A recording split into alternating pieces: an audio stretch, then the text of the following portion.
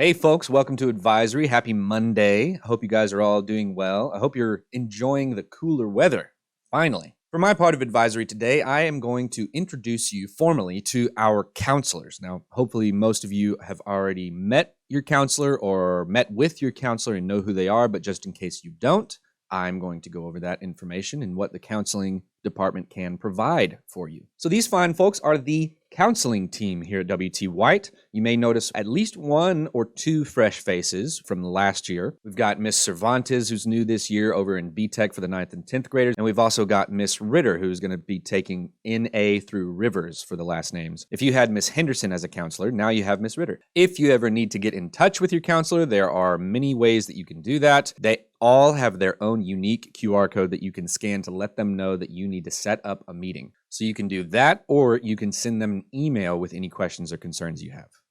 If you ever need to quickly access the contact information for your counselor, you can do so by going to Longhorn Country, going to the little 3-bar thing over here, and going down to counselors. And you'll see that all of their lovely faces and emails and phone numbers and QR codes are all right here, as well as their unique Remind 101 codes where you can join and text them over Remind. So many different ways to get in touch with your counselors. So please make sure you know who yours is. It's based on last name. So if your last name starts with a B, your counselor will be Mr. Ross because it's between A through CRU. What sorts of things do our counselors help with? They help with academic planning, meaning what classes you should take and what pathways you should choose.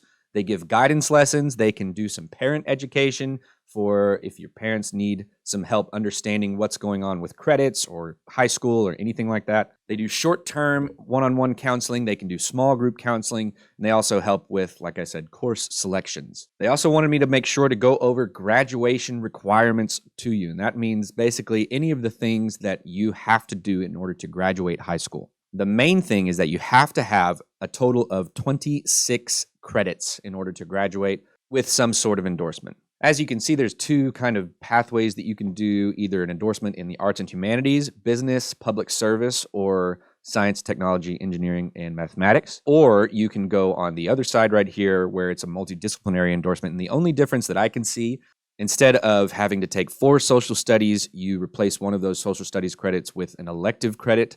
And if you're going with a multidisciplinary endorsement, then you have to have 4 social studies credit and 5.5 elective. And if that's all confusing, because it is to me, then you can talk to your counselor about these things. In addition to the endorsements, a student can earn enhancements like the Distinguished Level of Achievement and or a performance acknowledgement for outstanding performance. The Distinguished Level of Achievement must be earned to be admitted to a Texas public university under the top 10% automatic admission law. So all that means is that if you want to get into a Texas university and you're not in the top 10% of the class that you're graduating from, then you would want to go ahead and get your distinguished level of achievement by doing one of these things. In addition to the distinguished level of achievement, you can have some performance acknowledgement areas like dual credit courses, bilingualism and biliteracy, doing well on the PSAT, ACT, or SAT, doing well on advanced placement tests, AP class exams, or earning a state, nationally, or internationally recognized business or industry certification or license. Okay, let's talk about attendance. Why does attendance matter? Because attendance is how you ultimately end up earning credit for the course. And remember, that's the credits that you need to graduate. Credits are earned by passing all classes, but in addition to passing all classes, you have to be there. Students will lose credit for not attending class even if they have a passing grade.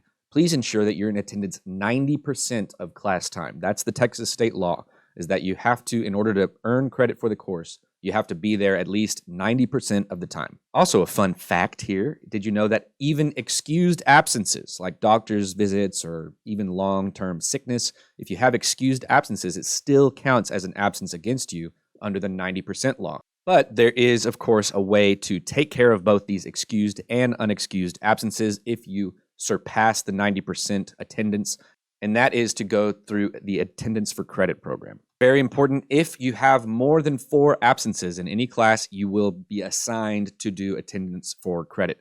If you get 11 absences, you can no longer do attendance for credit. You'll automatically lose credit for that semester for that class.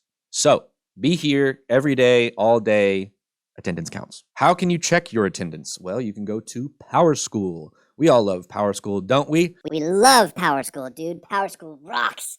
So cool, dude. Rocks so hard. Okay, maybe not. It's been down lately, so, take this with a grain of salt. But that is how you check your attendance. Your parents can sign in, you can sign in and check your attendance at any time.